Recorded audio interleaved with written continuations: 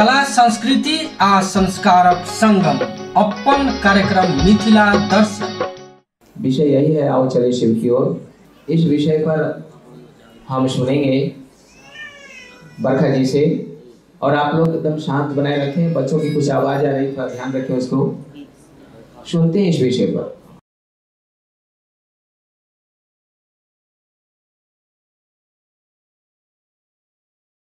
मेरे गुरु महेश्वर शिव को मेरा प्रणाम है।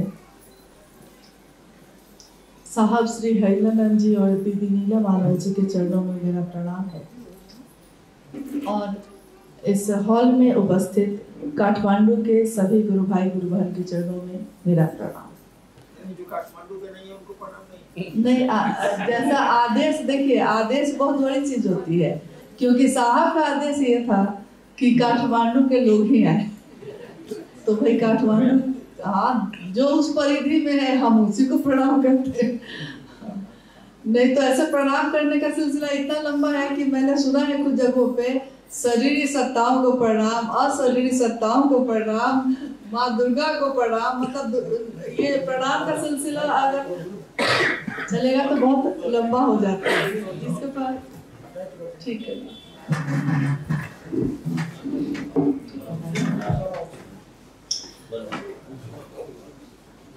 सभी गुरु भाई गुरु बहन के चरणों में मेरा प्रणाम, करेक्शन के साथ। अच्छा, जैसा कि आपने सुना अभी कि साहब के आने का पूर्व से कोई भी प्रोग्राम नहीं था, और एक बहुत महत्वपूर्ण बात है जो हमको और आपको समझनी पड़ेगी कि जिस तरह साहब कहते हैं कि उनको गुरु ने आदेश दिया, जो तुम करते हो दूसरों को कहो, यानी ये शिव के शिष्य थे, शिव का शिष्य बनने के लिए कहते थे, तो यही काम गुरु का आदेश हुआ तो दूसरों को कहा गया। तो आदेश बहुत बड़ी चीज होती है। कहा ही गया है कि शिष्य कौन है? जो अनुशासन के योग्य हो, जो अनुशासन में रह पाए, वही शिष्य के तौर पे कुछ ग्रहण भी कर सकेगा, कुछ ज्ञान भी प्राप्त कर सकेगा। आप में से बहुत लोगों को ये लग सकता है कि क्या हम गुरु का काम नहीं करते, कि मुख्यालय ने मुझको क्यों नहीं कहा, किसी एक दो लोगों को ही क्यों कहा। तो किसी को तो कह रहे था, कहा जाता है ना, किसी को अगर निर्देश दिया जाएगा तो बाकी सब छूटेंगे ही।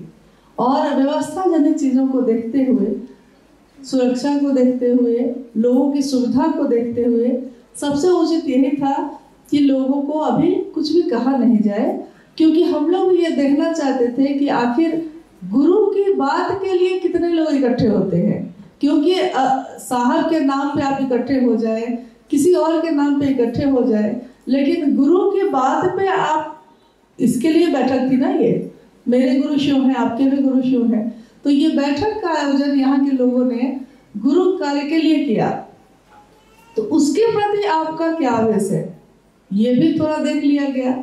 और कभी भी कोई जो आयोजक होता है उसकी कोई गलती नहीं होती, क्योंकि जो उनको निर्देश दिया जाएगा, उनको कहा जाएगा कि नहीं बताना है तो वो नहीं बताएंगे। और यही एक शिव का शिष्य को होना भी चाहिए कि अगर साहब का ये निर्देश आ गया है तो उसको इसी तरह से चलना चाहिए।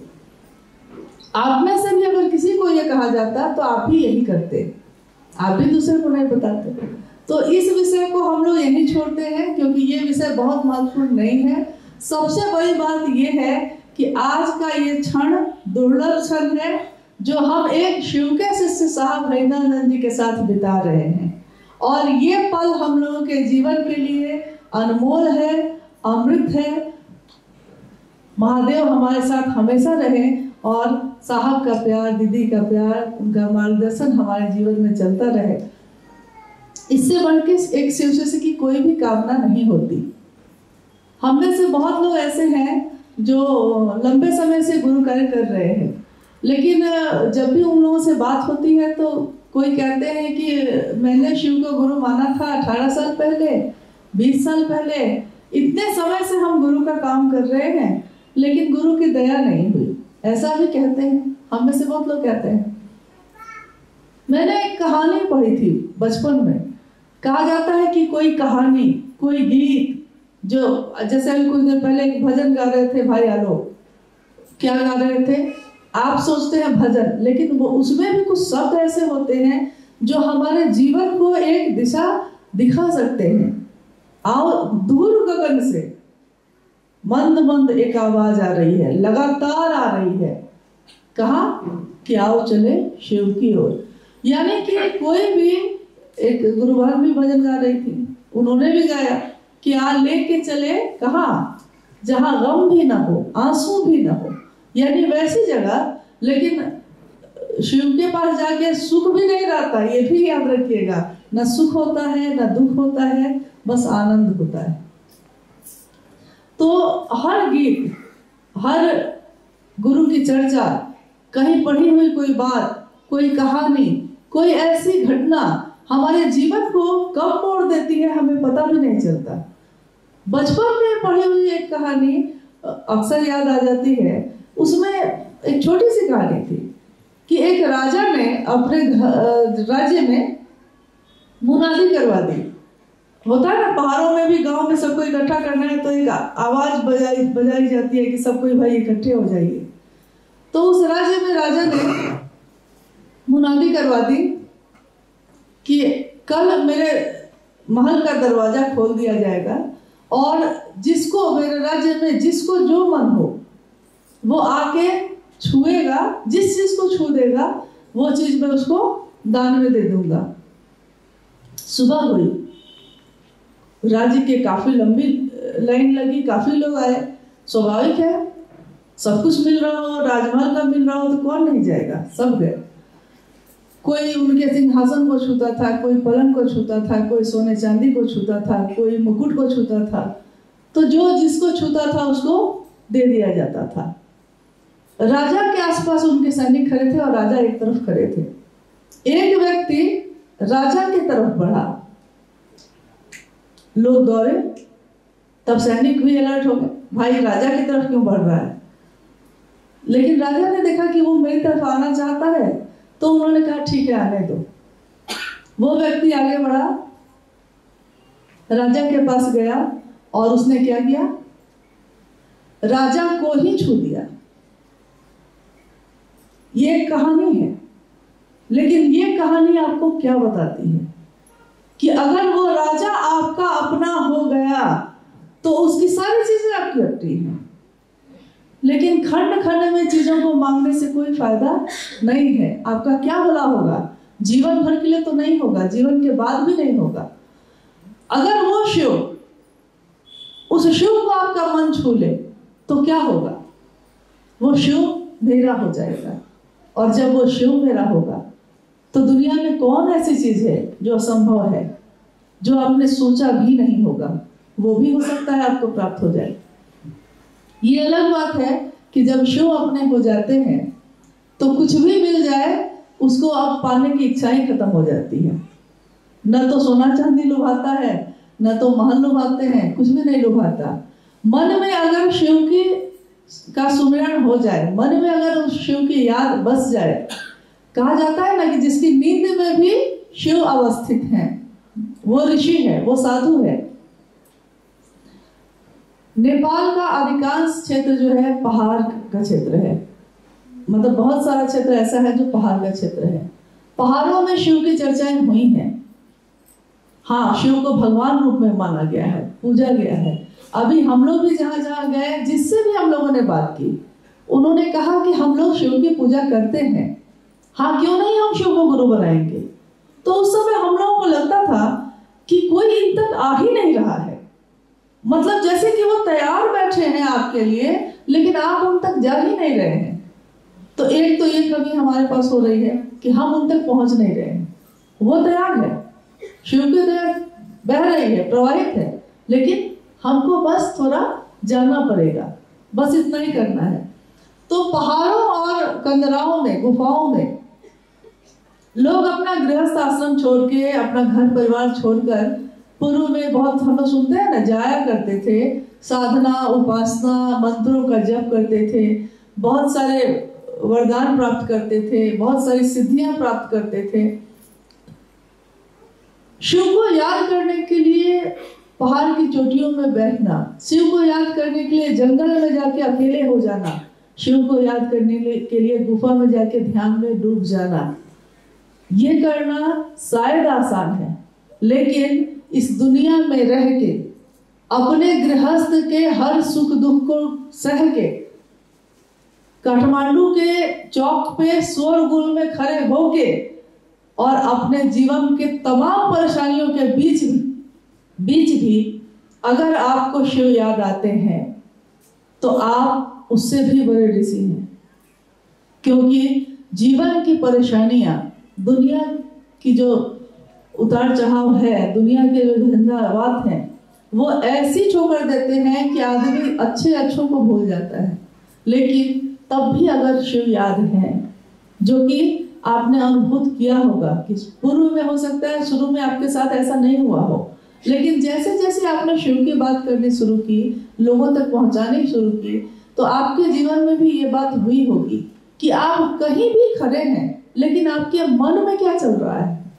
सबसे बड़ी बात है, मन में क्या चल रहा है। क्या आपके मन में शिव याद आते हैं? क्या आपको उस समय ये याद रहता है कि शिव की बात करनी है, चर्चा में जानी है?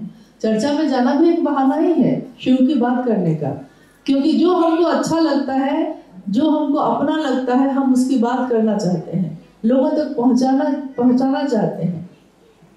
कहीं आपने पढ़ा या सुना होगा कि सपना वो नहीं होता है जो नींद में देखा जाए, सपना वो होता है जो आपको नींद में आने ही नहीं दे। इतनी बेचैनी आपके अंदर होगी कि आपको लगेगा कि सब काम कर रहे हैं, लेकिन उसके साथ साथ अपने गुरु का काम भी करें। आखिर आप बताइए, साहब हरिनंदन जी के जीवन में क्या चीज की कमी है? वो बचपन से अफसर के घर में रहे, वो बड़े भी हुए, सारे सुख सुविधाओं के बीच हुए, उसके बावजूद वो हमेशा शमशान कब्रिस्तान में क्यों भटकते रहे? ये कौन सी चीज थी जिसकी खोज में वो घूम रहे थे? बाद में वो इतने बड़े अफसर हुए, प्रशासनिक में इतने ऊंचे पद पे गए, उसके बावजूद आखिर उनके जीवन में ऐसी क्या बात थी जो कमरे का एसी कभी ऑन ही नहीं हो पाता था? क्योंकि वो कमरे में जाते ही नहीं थे। रात रात भर, दिन भर, हर छुट्टी, हर समय शिव की ही बात। ये कौन सी लगन थी? आखिर ये कौन सी बात थी जिन्होंने उनको सोने ही नहीं दिया? आप अपने घर में सुबह में उठिए, आपके घर में अगर और सारे लोग सोए हैं, आपको कैसा लगता है? हम लोग उठते हैं ना, सुबह में उठते हैं, देखते हैं कि बच्चे सोए हैं, परिवार के और लोग सोए हैं, तो एक बेचैनी पैदा होती है। आवाज देते हैं, सुबह हो गई, सूर्योदय हो गया, धूप निकल गई, उठ जाओ। नहीं उठता है तो आवाज करने लगते हैं जोर जोर से कि कैसे भी तो उठे। आध्यात्म में भी जब आप जग जाएंगे, जब आपको लगेगा कि शिव मेरे गुरु हैं, दूसरे के भी क्यों नहीं हो रहे, तो आपके अंदर भी ये बेचैनी पैदा होगी कि मैं तो जग गया हूं। जागा जागा महादेव सिर्फ एक घोषणा तो नहीं है, सिर्फ एक नारा तो नहीं है। जागा जागा महादेव, मेरे अंदर जो शिव सोया है उसको जगाने की एक विधा है। तो उस जागा जागा महादेव से जो शिव मेरे अंदर सोया था, जो जगा है, तो हम चाहते हैं कि दूसरे भी ऐसा ही करें। इसके लिए थोड़ी मेहनत आपको करनी होगी। आज का ये समय कितना सुंदर है, बाहर भी बारिश है, आपके मन में भी बारिश है। शिव की दया तो बह ही रही थी, लेकिन आपने शायद सोचा नहीं होगा, मैंने अभी कहा ना कि अगर उस राजा को ही छू लिया जाए तो क्या ऐसा है जो आपको प्राप्त नहीं हो सकता। आप जिनसे मिलने के लिए इतने बेचैन थे, कितने फोन काठमांडू से जा रहे थे कि लोग मिलना चाहते हैं, साहब से समय दिया जाए। मतलब नेपाल के सुदूर जगहों से, जहां जाने आने में ही 3 दिन का समय एक तरफ से लग जाता है, फिर भी लोग जाने को तैयार थे। देखिए महादेव की दया, मतलब वो कब आपके बीच उपस्थित हो जाए आपको पता ही नहीं चला। तो इस क्षण का हम लोग सदुपयोग करें, इस समय का सदुपयोग करें। आने वाले समय में क्या होगा ये तो हम नहीं जानते, अगले पल में क्या होगा हम नहीं जानते, लेकिन अगर हमारे इस जीवन में शिव की बात हो सके, हमारे इस जीवन में हम अपने गुरु शिव का झंडा अगर गाड़ सकेंगे, तब समझिएगा कि ये जीवन सफल हुआ। क्योंकि जीवन एक जानवर भी जीता है, जीवन एक कीड़ा मकोड़ा भी जीता है, लेकिन हम में और आप में क्या खास है? कल रात में साहब बता रहे थे कि आखिर शिव को पशुपतिनाथ क्यों कहा गया? क्योंकि देवताओं से लेकर एक कीड़े मकोड़े तक का जो जीवन है वो उसको पशु वृत्ति का ही माना गया है। उसमें सारे शामिल हैं, छोटा से छोटा कीड़ा भी, बड़े से बड़ी सत्ता भी, देवी देवता भी, इंसान भी, सब, उन सब के अधिपति हैं पशुपतिनाथ। तो वो पशुपतिनाथ हमारे गुरु हैं। हमारे जीवन में, हमारे मन में वो ऐसा परिमार्जन करें कि वो मेरे अपने हो सके। कोई भी गुरु ईश्वर से मिलाता है, वो खुद से हमको मिला ले, वो रास्ता दिखाएं। हमारे आपके जैसे सामान्य लोगों को आता ही क्या है? हम क्या कर पाते हैं? न मंत्रों का जप कर पाते हैं, न साधना कर पाते हैं, नमः शिवाय करने बैठते हैं तो माला छूट जाती है, नींद आने लगती है, मन भटक जाता है। तो साहब कहते हैं हमेशा इस बात पे कि आपका मन भटकता है तो कोई बात नहीं, आपका मन दुनिया में घूमना चाहता है तो कोई बात नहीं, ये तो इंसान का स्वभाव होता है। लेकिन अगर इस दुनिया में घूम के आपका मन उस शिव पे आके ठहर जाता है, उस शिव के पास आके आश्रय पाता है, शांत होता है, तब सब कुछ ठीक है, कोई दिक्कत नहीं है। एक दिन आप थक जाएंगे, एक दिन आप इस बात से बिल्कुल थक जाएंगे कि कितना घूमे, कितना उड़े, कहाँ कहाँ मन भटकेगा, आपका मन ही थक जाएगा और वो शिव के पास आकर ठहर जाएगा। तो आज जैसा अनु भैया ने कहा कि साहब से हम लोग अनुरोध करेंगे, साहब ने तो कहा है कि नहीं बोलेंगे, लेकिन पता नहीं प्रेम के साथ एक अधिकार भी आता है। साहब ही कहते हैं, हम लोग अपने तरफ से ये बात नहीं कह रहे, साहब ही कहते हैं कि आखिर शिव मेरी बात क्यों सुनता है? क्योंकि प्रेम है उनको शिव से, तो प्रेम के साथ अधिकार भी आ जाता है अपने आप।